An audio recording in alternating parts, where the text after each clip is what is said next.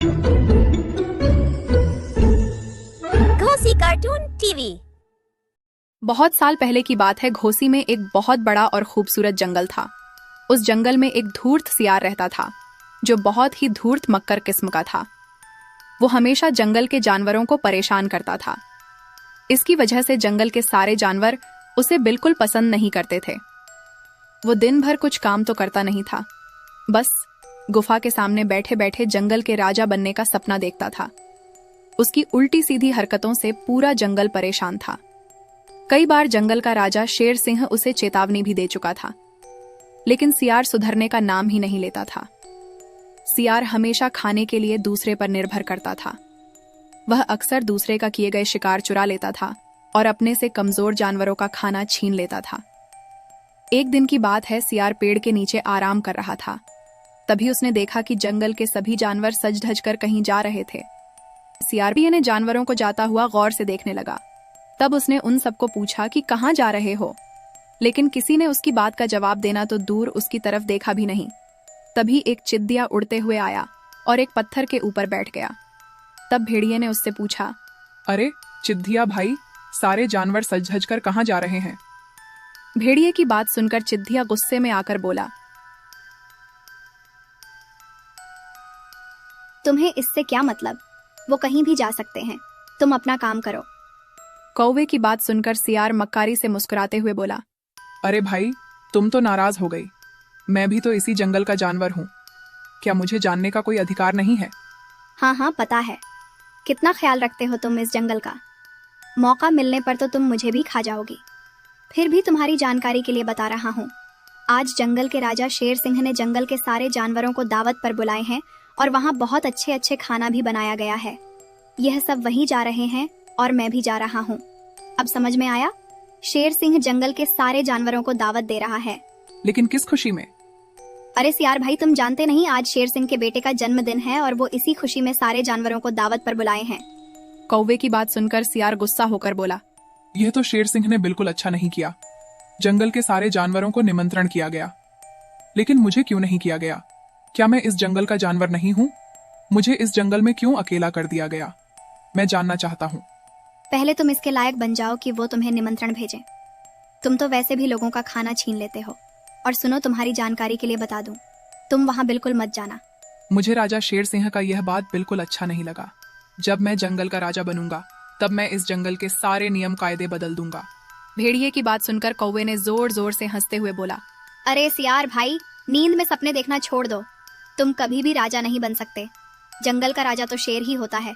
इस जन्म में तो तुम कभी राजा नहीं बन सकते। अब मैं चलती हूँ, मुझे बहुत भूख लगी है। चिद्दिया वहां से चला गया और सियार गुस्से में गरजने लगा। लेकिन गुस्से का क्या, अच्छे अच्छे पकवान का नाम सुनकर उसके मुंह में पानी आ गया था। फिर भेड़िए ने बिन बुलाए शेर सिंह के घर दावत खाने पहुंच गया। जैसे ही शेर सिंह ने उसे देखा, वो गुस्से से आग बबूला हो उठा। लेकिन वो अपने गुस्से को दबाते हुए भेड़िए के पास गया और बोला,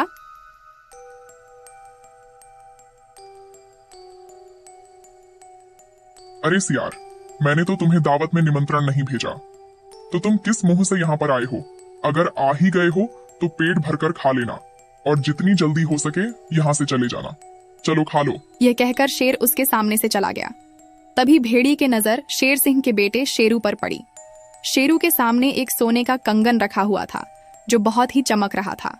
सोने के कंगन को देखकर भेड़ी की आंखें चमकने लगा और वह मन ही मन कहने लगा, अरे वाह, ये सोने के कंगन अगर मेरे हाथ लग जाए तो मैं इसे बेचकर बहुत कुछ खरीद सकता हूँ।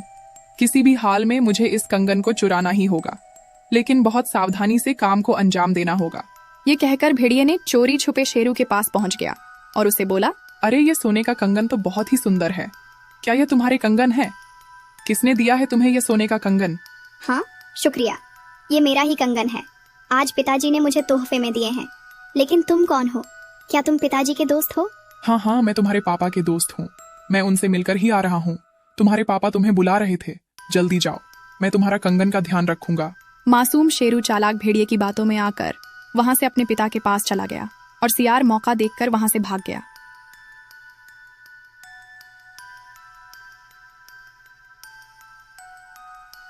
इधर शेरू अपने पिता के पास पहुंच गया और बोला, आपने मुझे बुलाया पापा? आपका दोस्त सियार मुझे कहा कि आप मुझे बुला रहे हैं। हाँ पापा, और वो मुझे कंगन के बारे में भी पूछ रहे थे। सियार का नाम सुनते ही शेर सिंह चौंक गया और शेरू से बोला, क्या सियार तुम्हारे पास गया था और वो सोने का कंगन कहाँ है? वो कंगन तो आपका दोस्त भेड़िए के पास है, उसी ने कहा। मैं ध्यान रखूंगा। अरे बेटा, वो मेरा दोस्त नहीं है, वो एक चोर है। मैंने तो उसे निमंत्रण भी नहीं भेजा था, वो खुद ही मुंह उठाकर चला आया। शेरू की बात सुनकर शेर सिंह को सारा मामला समझ में आ गया। वो समझ गया कि सियार उसके बेटे को बेवकूफ बनाकर सोने का कंगन लेकर वहां से भाग गया है। शेर सिंह गुस्से से आग बबूला हो गया। उसने अपने सिपाहियों को बुलाकर कहा, वो सियार मेरे बेटे को बेवकूफ बनाकर सोने का कंगाल लेकर भाग गया है। उसे अभी जिंदा या मुर्दा पकड़ कर ले आओ। इधर बड़ी खुशी से सियार पेड़ के नीचे बैठकर उस कंगन को देखे जा रहा था।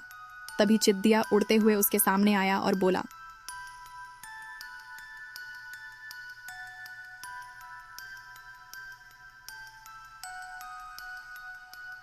तुमने इस पर हद पार कर दी है। शेर सिंह बहुत गुस्से में है। उसने अपने सिपाहियों से तुम्हें जिंदा या मुर्दा लाने को कह दी है। मुझे लगता है तुम इस बार पक्के मारे जाओगे। तुम्हें कोई नहीं बचा सकता।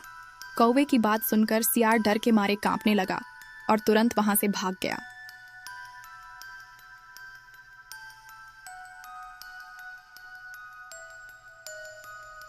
उसे समझ में नहीं आ रहा था कि वह भाग कर जाए कहां। तभी उसने देखा कि शेर सिंह के सैनिक उसकी तरफ ही आ रहे थे। फिर उसने दौड़ना शुरू कर दिया और छुपने की जगह ढूंढने लगी, लेकिन उसे कोई जगह नहीं मिला। अचानक उसे एक तालाब नजर आया और वह तुरंत तालाब में छलांग लगाया।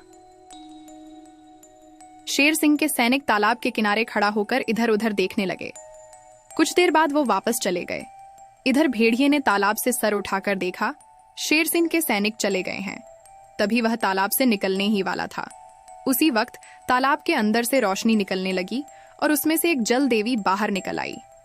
भेड़ी को देखकर जल देवी ने कही, मैं श्राप के कारण बरसों से इस तालाब में कैद थी।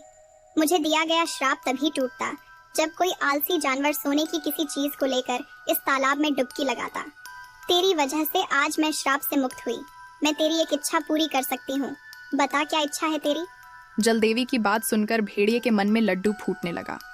बरसों से उसके मन में इस जंगल का राजा होने का इच्छा था।